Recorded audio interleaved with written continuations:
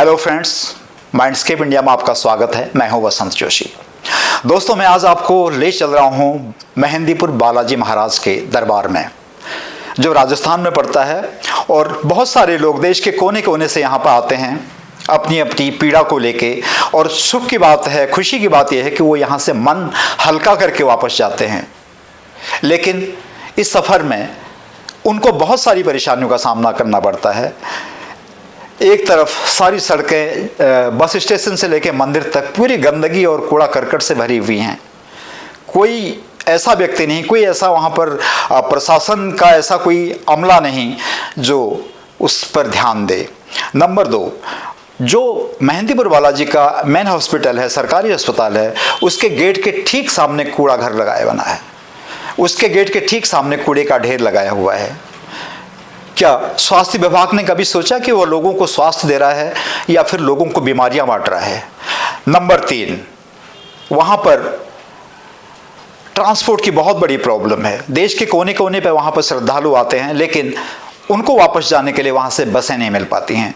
एक छोटी सी दुकान में वहाँ पर बस अड्डा चलाया जा रहा है, जहाँ पर एक व्यक्ति बैठा हुआ टिकट काटता रहता है। वो भी दिल्ली के लिए वहाँ से बसें होती हैं या फिर लोकल की बसें जो वहाँ पर होती हैं। और सारा सिस्टम जो प्राइवेट ट्रांसपोर्ट वाले हैं उनके हाथों पे है। नंबर 4, इसके अलावा वहाँ पर जो लोकल, वहाँ पर जो ई रिक्शे वाले हैं, 3 व्हीलर वाले हैं, टैक्सी वाले हैं, वो लोगों से मनमाना किराया वसूल करते हैं। नंबर 5, आश्रमों के नाम की वहाँ पर बहुत लंबी चेन है। लोगों ने ऐसे ऐसे आश्रम वहाँ पर बनाए हैं जहाँ पर श्रद्धालु जाते हैं कि इस आश्रम में जाकर मुझे सस्ते में और साफ़ सुथरा कमरा मिल जाएगा। लेकिन जो ही श्रद्धालु वहाँ पर जाते हैं उन्हें लगता है कि ये तो 5 स्टार होटल के रेट हैं, ये कस्बे के होटल के रेट नहीं हैं। कोई 2000 बोलता है, कोई 2500 बोलता है, तो कोई 3000 एक रात के बोलता है। तो दोस्तों, ये बहुत सारी मुसीबतें हैं वहाँ पे। और आइए हम अपनी स्टोरी को शुरू करते हैं और उम्मीद करते हैं कि मेहंदीपुर बालाजी का प्रशासन इन सारी जो कमियां हैं इन पर ध्यान देगा, ताकि देश भर में जैसा कि मेहंदीपुर बालाजी का नाम है, यहाँ की व्यवस्थाएं भी लोगों में चर्चा का विषय बने। मेहंदीपुर बालाजी में किसी भी किस्म की कोई असुविधा नहीं है, सारी सुविधाएं वहाँ पर मौजूद हैं। ट्रांसपोर्ट है, साफ़ सफाई है, अच्छा हॉस्पिटल है, रहने के लिए सस्ते और साफ़ सुथरे होटल हैं मौजूद हैं वहाँ पे, सस्ता भोजन मिलता है, लोकल जो ट्रांसपोर्ट है काफ़ी पारदर्शी है। ये सारी बातें हर श्रद्धालु के मन में हो, इसलिए हम सबको ऐसा प्रयास यहाँ पर करना चाहिए। तो दोस्तों, आइए हम शुरू करते हैं अपनी स्टोरी। दोस्तों, यह है राजस्थान का मेहंदीपुर बालाजी धाम, एक ऐसा स्थान जहाँ लाखों श्रद्धालु अपनी पीड़ा, आस्था और विश्वास लेकर आते हैं। कहा जाता है कि यहाँ बालाजी महाराज की शक्ति हर उस इंसान के जीवन को छू लेती है जो सच्चे मन से प्रार्थना करता है। इसीलिए देश के कोने कोने से लोग यहाँ पहुँचते हैं। कोई सैकड़ों किलोमीटर का सफ़र तय करके यहाँ पहुँचता है, तो कोई अपनी जीवन भर की जमा पूंजी खर्च करके यहाँ पर आता है। लोग कहते हैं यहाँ बालाजी महाराज की शक्ति इतनी प्रबल है कि भूत प्रेत और नकारात्मक शक्तियाँ सिर झुकाते हुए खुद ही भाग जाती हैं।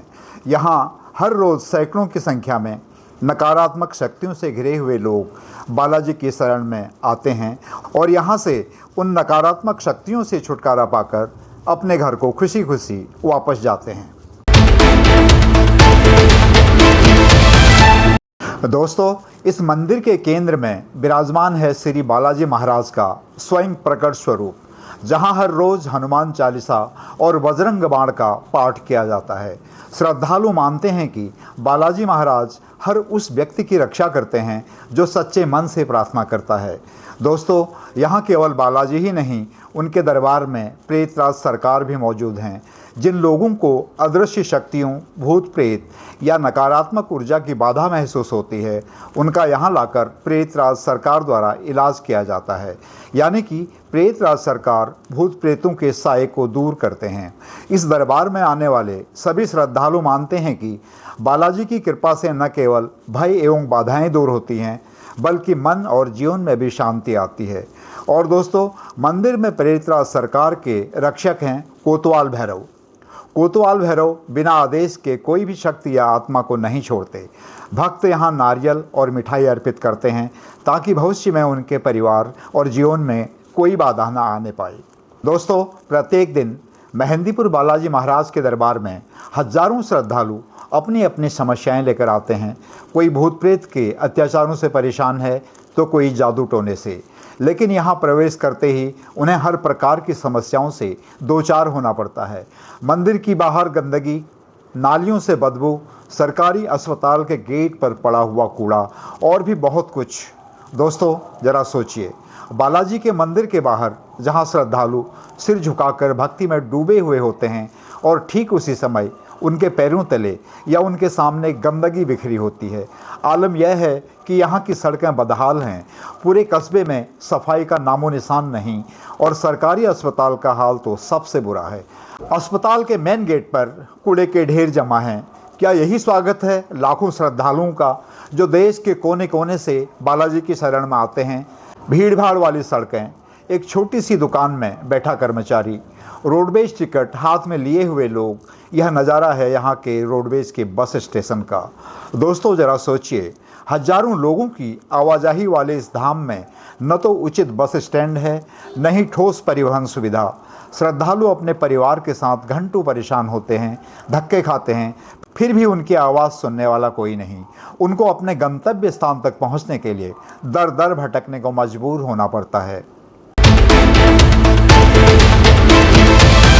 ये तो मतलब गंदगी बहुत रहती है यहाँ पे, सफाई का कोई भी मतलब ये अगर ध्यान नहीं है सरकार का। और जो ये लगा रखे ड्राई ड्रन में पेड़ लगा रखे हैं, उनकी कोई देख रेख नहीं है, बहुत तगड़ी गंदगी हो रही है। उनमें मतलब ये कि जो कचरा है उसको भी उसी में डालते हैं। तो इसकी मतलब ये है कि सफाई का बहुत ख्याल रखना ज़रूरी है, क्योंकि ये तो मतलब ये है कि एक तीर्थ स्थान है, इस पर गंदगी रहेगी तो मतलब ये है कि यहाँ पर कौन आएगा। तो इस वजह से मतलब ये कि बहुत बढ़िया मतलब ये कि इसके लिए सरकार की तरफ से ध्यान देना ज़रूरी है। दोस्तों अगर आप भी कहीं दूर से यहाँ पर आए हैं और रात भर ठहरना चाहें तो एक और सच्चाई आपका इंतजार कर रही है। यहाँ पर विभिन्न नामों से बने तथाकथित आश्रमों में भक्तों से कमरे के नाम पर मोटी रकम वसूली जाती है। कहने को तो यहाँ दर्जनों की संख्या में आश्रम हैं जिनके बाहर उपलब्ध कमरों के बोर्ड लगे हुए हैं। श्रद्धालु यह सोचकर वहाँ पर जाते हैं कि यदि यह कोई आश्रम है तो सस्ते में अच्छा और साफ सुथरा कमरा मिल जाएगा, लेकिन उसकी इस सोच को तब धक्का लगता है जबकि उससे एक रात ठहरने के लिए ऊंचे दामों की मांग की जाती है, कहीं 1500 तो कहीं 2000 रुपये। साफ है कि आस्था और मजबूरी का फ़ायदा उठाकर श्रद्धालुओं की जेब काटी जाती है। यह कैसा आध्यात्मिक पर्यटन है जहां श्रद्धा से अधिक लूट खसोट का बोलबाला है। दोस्तों जैसा कि हम सब जानते हैं, श्रद्धा तब सच्ची कहलाती है जब भक्ति के साथ व्यवस्था भी खड़ी होती है।